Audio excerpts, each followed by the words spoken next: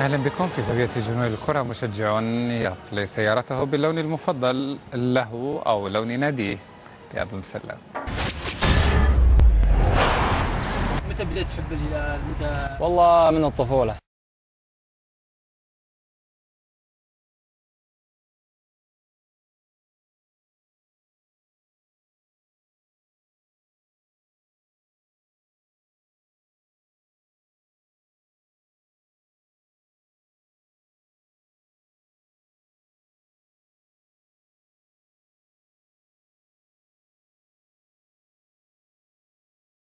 أنا جاي من حايل تحديدا من الأجفر.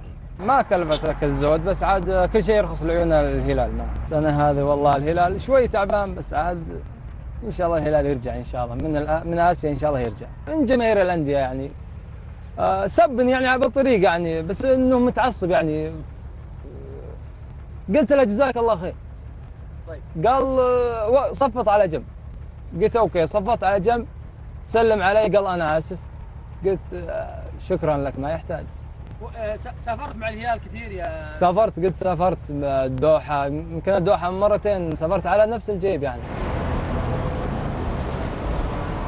قد البارح واجهت ديقار، شاف السيارة يقول اوكي اوكي اوكي جود. والله ينقصها الروح.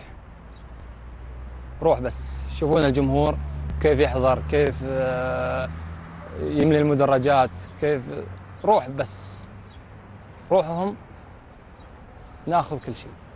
من تتمنى لاعب هلال يركب معك في السيارة بصراحة؟ ياسر اكيد، له معزة خاصة قبل يعني. من اللاعب الثاني بعد ياسر؟ ما يحتاج شلهو. توجه لهم الدعوة يكون معك في السيارة؟ والله اوجه لهم الدعوة واتمنى ان شاء الله. تروح تطلع اسمهم؟ لا عاد اخاف نقلب ولا شيء تجيهم اصابات عاد. انا السبب.